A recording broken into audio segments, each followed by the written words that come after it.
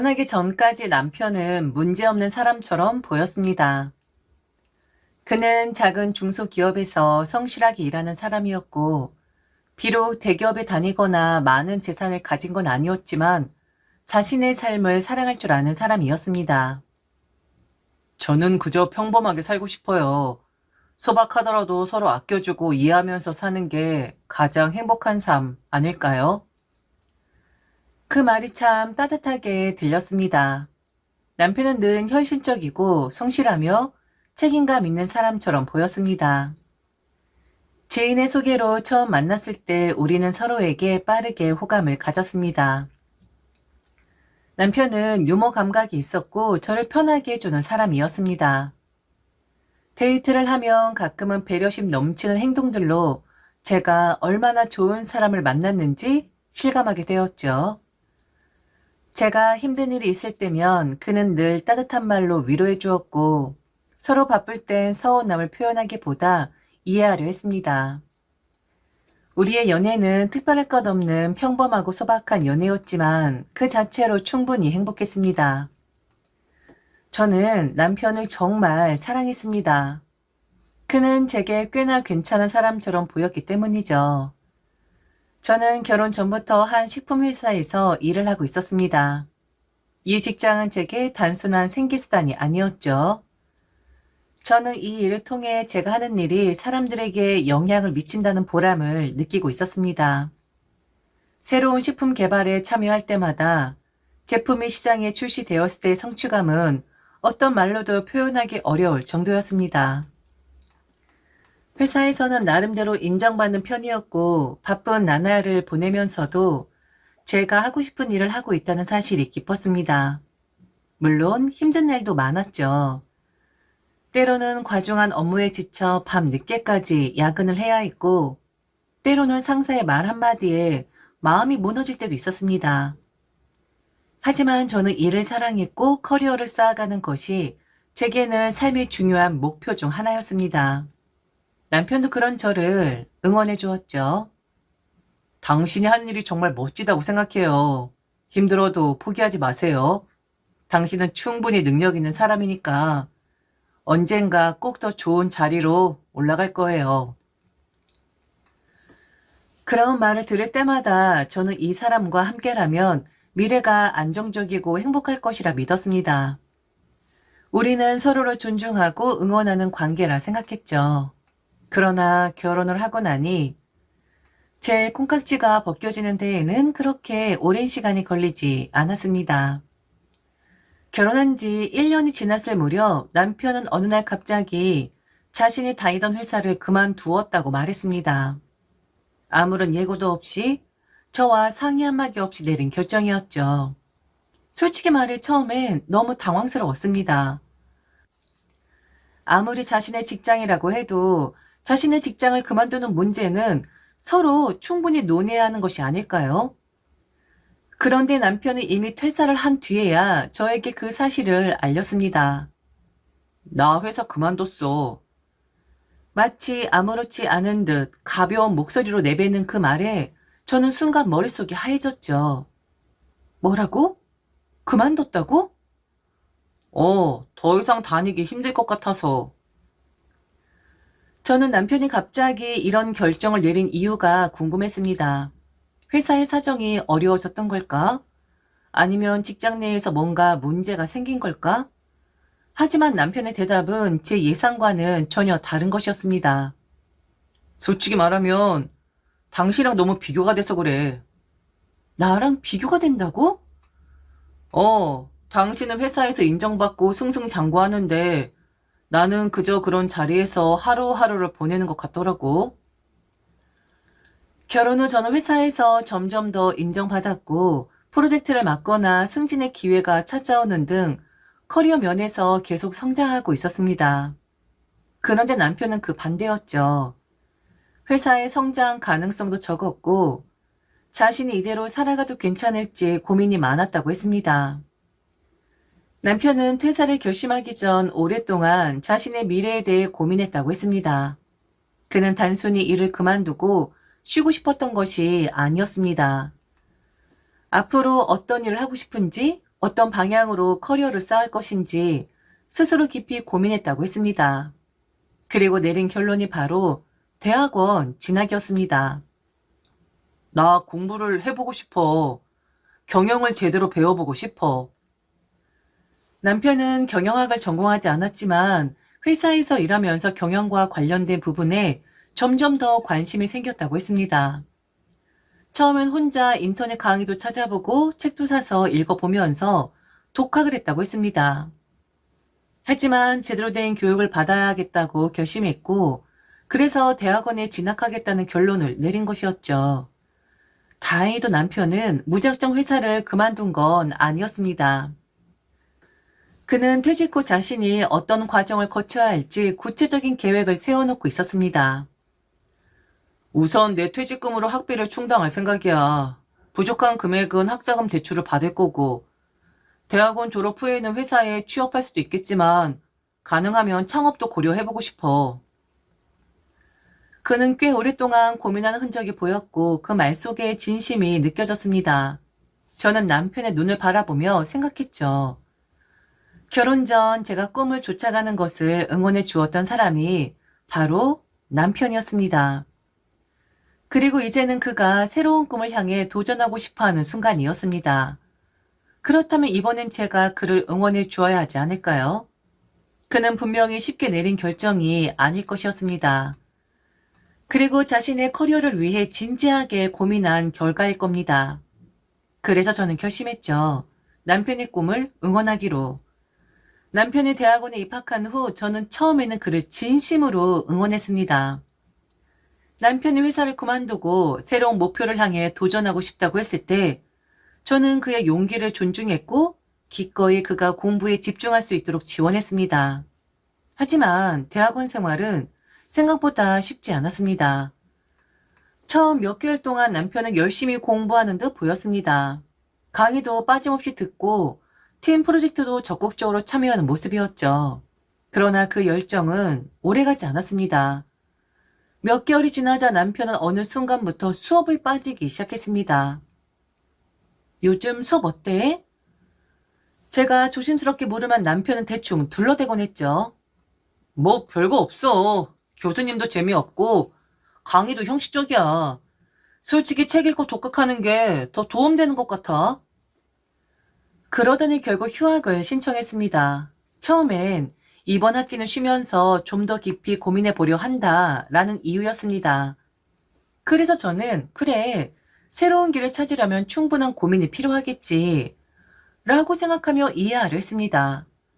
하지만 문제는 이게 한 번으로 끝나지 않았다는 것이었습니다. 한 학기 휴학이 두 학기로 되고 결국 남편은 휴학을 밥 먹듯이 하게 되었습니다. 당신 휴학 또 한 거야? 지금 당장 강의 듣는 게 무슨 의미가 있겠어. 어차피 중요한 건 실전 경험이지. 이론만 배워서는 소용없다고. 남편은 대학원에 들어가기 전 배우고 싶다, 경영을 제대로 공부하고 싶다라고 말했습니다. 하지만 점점 남편의 관심사는 공부가 아닌 사람으로 바뀌어 갔습니다. 우리 동기들 중에 진짜 대단한 사람들 많아. 정치권이랑 연결된 사람도 있고 부모님이 기업 운영하는 애들도 있더라고. 점점 그는 공부보다는 인맥 쌓기에만 관심을 가지기 시작했습니다. 강의는 빠지면서도 동기들과의 술자리나 모임은 절대 빠지지 않았죠. 처음엔 그래, 좋은 사람들과 관계를 맺는 것도 중요한 일이니까 라고 이해하려 했습니다. 하지만 시간이 지날수록 남편의 태도는 점점 더 이상해졌습니다. 그는 점점 더 허황된 이야기를 하기 시작했죠. 어느 날부터 남편은 자꾸 대학원 동기들의 대단함을 얘기했습니다. 우리 동기 중에 말이야, 이번에 대형 사업 투자 받은 애가 있거든? 정말 대단해. 나도 그런 기회가 오면 좋겠다. 처음엔 단순히 존경심에서 하는 이야기라고 생각했습니다. 그러나 남편의 말은 점점 달라졌습니다. 나도 사업해야 하지 않을까? 기회는 잡는 사람이 가져가는 거잖아. 그러면서 점점 허무맹랑한 말들을 내뱉기 시작했습니다. 이번에 나랑 친한 동기가 사업을 시작했는데 이거 제대로 투자하면 우리도 한몫 챙길 수 있어. 어떤 정치인하고 친한 사람이 있는데 그 사람이 추천하는 주식이 있거든? 지금 들어가야 해. 완전 유망주야. 처음엔 그냥 지나가는 이야기인 줄 알았습니다. 그러나 남편은 점점 자신이 정말 무언가가 될 수 있다고 착각하기 시작했습니다. 남편은 예전에 현실적인 사람이었습니다. 그러나 어느 순간부터 자신을 대단한 사람들과 동일한 위치에 두고 스스로를 착각하기 시작했습니다. 내가 대학원 동기들이랑 있으면 말이야, 나도 뭔가 대단한 사람이 된 것 같아. 그 친구들처럼 성공하려면 나도 좀 더 과감하게 투자해야 하지 않을까? 그러나 그는 아무런 노력도 하지 않았습니다. 그저 대단한 사람들과 어울린다는 이유만으로 자신도 같은 위치에 있다고 착각하고 있을 뿐이었습니다. 점점 남편은 허세 가득한 사람이 되어갔죠. 그는 현실을 직시하지 못했고 자신의 상황을 망각한 채 마치 꿈을 꾸는 사람처럼 말하기 시작했습니다. 그렇게 남편은 변해갔습니다. 그런데 비단 문제는 남편 한 명으로 끝난 게 아니었다라는 것이었죠. 시댁 역시 남편이 제대로 공부를 하고 있는지도 모른 채 그를 마치 미래에 성공한 사업가처럼 여기고 있었습니다. 시어머니는 남편의 대학원 진학을 마치 가문의 명예를 드높일 일처럼 이야기하셨습니다. 우리 아들이 대학원에 들어갔잖아. 요즘 박사학위 없으면 아무것도 못해. 같이 공부하는 사람들도 다 대단한 사람들이래. 남편이 단순히 학교에 이름을 올려놓기만 했을 뿐 실제로는 수업도 제대로 듣지 않고 휴학을 반복한다는 사실은 시어머니에게 중요하지 않았습니다.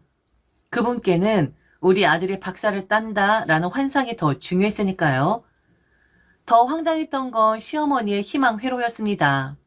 남편이 대학원 동기들 중에 사업하는 사람이 많다라고 말한 적이 있는데 그 말을 들으신 시어머니는 금방이라도 남편이 사업을 시작할 것처럼 행동하셨죠. 우리 아들도 머지않아 큰 회사 운영할 거야. 공부하는 동안 우리가 좀 도와주면 나중에 몇 배로 보답할 거야. 문제는 남편이 그저 허황된 꿈만 꾸고 실제로는 제 돈을 생활비로 쓰고 있다는 점이었습니다. 그럼에도 시어머니는 지금은 잠깐 어려운 시기일 뿐이라는 식으로 넘어가려고 하셨습니다. 시댁은 남편이 미래에 성공할 거라는 믿음 하나로 저에게 부담을 주기 시작했습니다. 며느라, 네가 직장 다니면서 돈을 벌잖아. 우리 아들은 공부에 집중해야 하니까 너 회사에서 인정받는다면서. 그럼 생활비 정도 네가 감당해도 되잖아.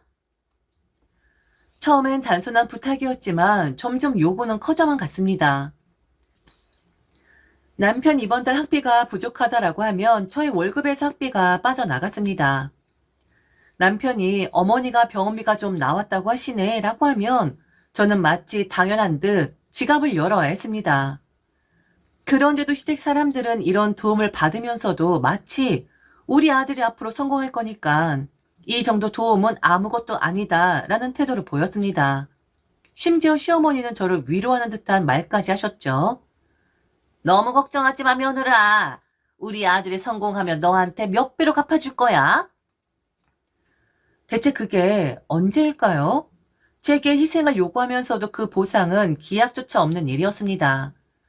어느 날 시댁에 갔을 때 시어머니는 저를 불러 앉히고 진지하게 말씀하셨습니다. 며느라, 네가 보기엔 우리 아들이 좀 주제 파악을 못하는 것처럼 보일 수도 있어. 하지만 원래 천재들은 다 그래? 그 순간 저는 말을 잇지 못했습니다. 그러자 시어머니는 눈을 반짝이며 말을 이어갔죠. 너 테슬라 알지? 에디슨도 어릴 때 학교에서 문제아 취급받았대.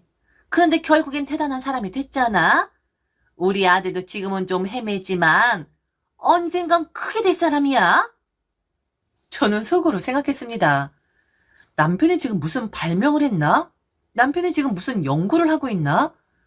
그저 동기들과 술 마시고 허세 가득한 이야기나 하고 있을 뿐인데 그걸 마치 미래의 천재처럼 묘사하는 시어머니의 모습에 저는 말문이 막혔습니다. 그런데 이 이야기를 믿는 사람이 시어머니만이 아니었습니다. 시누이까지도 같은 말을 하고 있었죠. 시누이는 남편을 두고 우리 집안에서 유일하게 학문적으로 성공한 사람이라며 온갖 미화를 하고 있었습니다. 그들은 저를 단순한 며느리가 아니라 우리 집안의 유일한 경제적 기둥으로 생각하고 있었습니다. 그러면서도 저에게 말했죠. 지금은 좀 도와줘도 곧 우리 아들이 대단한 사람이 될 거야. 다 보상 받을 거야. 보상, 그게 언제일까요? 저는 정말이지 이런 비현실적인 이야기를 듣다 보면 현기증이 날 정도였습니다. 남편이 허세 속에서 주제 파악을 하지 못하는 것도 문제였지만 그보다 더 문제는 그런 남편을 두고 시댁의 현실을 완전히 망각했다는 점이었습니다. 그들은 마치 남편이 언젠가는 엄청난 성공을 할 것처럼 행동했습니다. 그러면서 정작 현실적으로는 제 도움 없이는 아무것도 하지 못하는 사람들이었죠. 이제라도 주제 파악을 좀 하지. 저는 속으로 그렇게 생각했지만 그들은 끝까지 우리 아들은 특별하다는 희망 회로에서 벗어나지 못하고 있었습니다. 그러다가 제 일신에도 한 가지 문제가 터지고 맙니다. 바로 저의 퇴사였죠. 제가 회사를 퇴직하게 된 것은 전적으로 저의 의지 때문만은 아니었습니다. 다니던 회사가 점점 어려워지면서 희망 퇴직자를 모집한다는 공지가 내려왔기 때문이었죠. 사실 이 소식이 나왔을 때부터 회사 내부는 술렁였습니다. 이미 몇 달 전부터 제품에 문제가 발생하면서 매출이 떨어지고 있었고 경영진도 더는 버티기 어렵다는 듯 가능한 사람은 나가달라는 분위기를 조성하고 있었습니다. 처음엔 고민이 많았죠. 이 회사를 다니며 많은 것을 배웠고 나름대로 애정을 가지고 있었던 직장이었으니까요.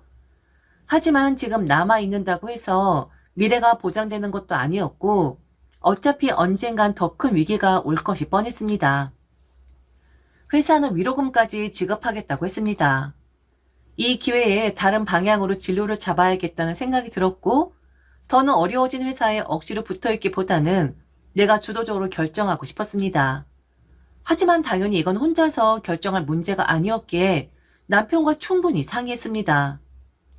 그날 저녁 저는 남편과 마주 앉아 퇴직에 대한 제 생각을 전했습니다. 당장 급하게 퇴사하는 건 아니야. 회사에서 희망퇴직을 받는다고 해서 고민해 봤는데 회사 상황도 좋지 않고 위로금도 준다니까 이참에 나가보는 게 나을 것 같아. 분명히 제 의견을 조심스럽게 전달했고 남편도 옆에서 듣고 있었습니다. 그런데 지금 생각해보면 그때 남편은 핸드폰을 들고 있었습니다. 저는 남편이 제 말을 적어도 귀로는 듣고 있다고 생각했습니다. 그런데 지금 돌이켜보면 남편은 제 말에 귀를 기울이지 않았고 관심조차 없었던 것 같습니다. 고개를 끄덕이긴 했지만 그저 습관적으로 반응했던 것이겠죠. 퇴직 후 첫날, 저는 아침에 일어나 차를 한 잔 내렸습니다. 오랜만에 출근 준비를 하지 않아도 된다는 여유를 느끼며 간만에 여유롭게 앉아 신문을 넘기고 있었죠. 그때 남편이 갑자기 저를 보며 물었습니다. 어? 오늘 휴가야? 저는 순간 남편이 무슨 말을 하는 건지 이해할 수 없었습니다. 설마? 그러더니 남편이 한술 더 떠서 이렇게 말했습니다. 왜 출근 안 해? 몸 안 좋아? 저는 황당한 표정으로 남편을 바라보았죠. 내가 분명히 말했잖아. 퇴직한다고. 그때 당신한테 상의하고 결정한 거잖아. 그러자 남편은 갑자기 얼굴이 굳어지더니 갑자기 목소리를 높이며 말했습니다. 아니, 나한테 그런 얘기 한 적 없잖아. 대체 언제 말했어? 그날 저녁에 말했잖아. 당신 핸드폰 보고 있었지만 듣고 있다고 생각했어. 아니 그럼 나한테 진짜 중요한 일이면 핸드폰을 내려놓으라고 했어야지. 내가 집중 안 하고 있는 걸 알았으면 확실하게 다시 한번 말했어야 하는 거 아니야? 그 말에 저는 차마 대답이 나오지 않았습니다. 남편은 오히려 저에게 당신이 제대로 말하자는 게 문제라는 식으로 몰아가고 있었습니다. 결국 남편이 화를 내며 소리를 지르기 시작했죠. 당신이 퇴사한 걸 내가 몰랐다는 게 말이 돼? 그런 중요한 결정이면 몇 번이고 다시 확실하게 말했어야지. 그러니까 당신은 내가 말했어도 듣지 않았다는 거네? 그리고 지금 내가 퇴직한 게 마음에 안 드니까 그걸 내 탓으로 돌리는 거고? 아니 퇴직을 했으면 그 이후 계획도 있어야 할 거 아니야. 그럼 이제 어떻게 할 건데? 뭐 할 거야? 그 말이 더 황당했습니다. 저는 남편과 상의하고 분명히 계획을 가지고 퇴직을 결정했는데 남편은 지금 처음 듣는 이야기인 것처럼 반응하고 있었습니다. 남편이 대단한 사람이적 하면서 내가 대학원에서 배운 것들을 바탕으로 곧 사업을 할 거야 라고 말하는 모습도 짜증이 났지만 정작 제 인생의 중요한 결정을 나 몰랐는데? 라고 반응하는 남편의 태도에 저는 더 이상 아무 기대도 하지 말아야겠다고 결심하게 되었습니다. 이 사람에게 내 미래를 이야기해봐야 소용이 없구나. 내가 힘들어도 이 사람은 절대 내 편이 되어주지 않겠구나. 제가 회사를 퇴사했다는 소식은 금세 시댁에도 전해졌습니다. 남편이 시어머니에게 이야기를 했는지 아니면 시어머니가 늘 하던 대로 내 아들이 어떤 생활을 하고 있나 라며 일일이 캐물어 알게 되었는지도 모르겠습니다. 어쨌든 시어머니는 퇴직 소식을 듣자마자 저에게 전화를 걸어 한마디의 위로나 걱정도 없이 다그치듯이 물었습니다. 어쩔 거니?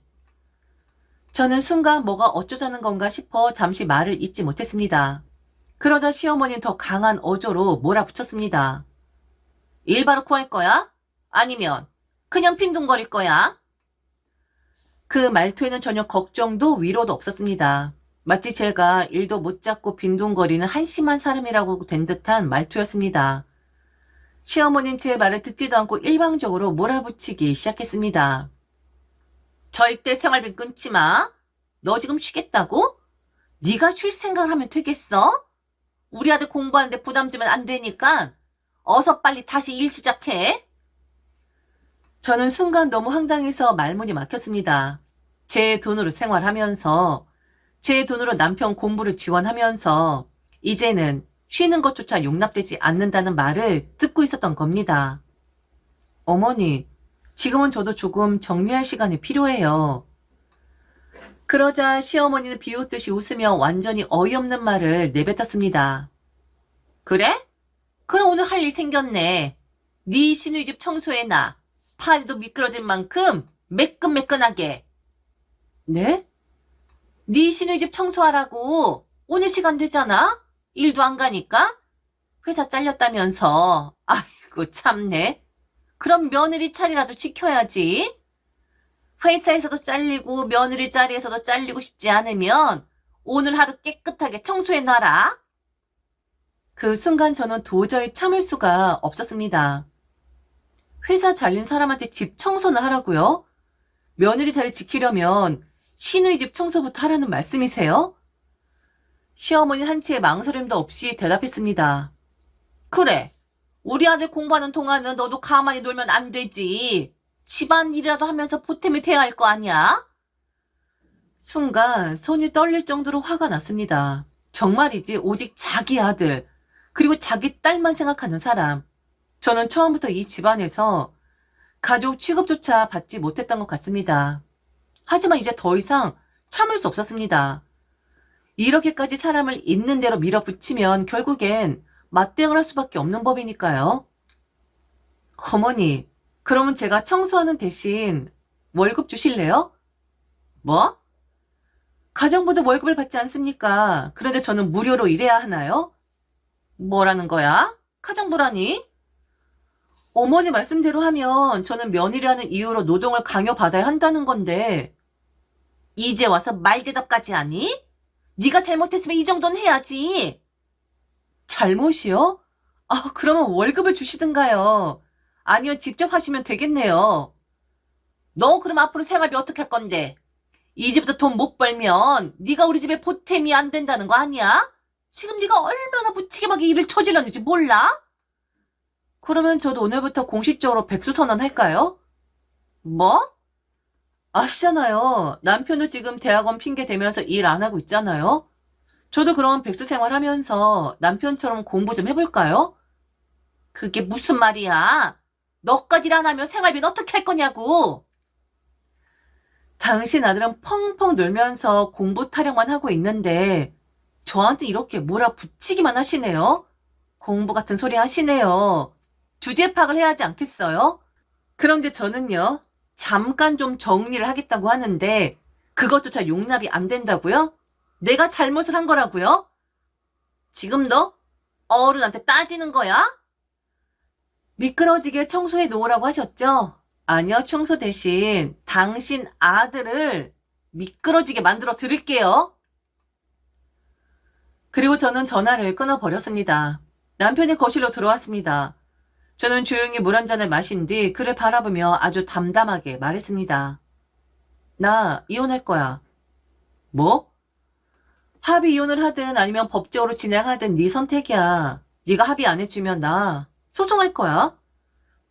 남편은 당황하며 헛웃음을 터뜨렸습니다. 갑자기 이혼이라니. 너 지금 감정적으로 그러는 거잖아.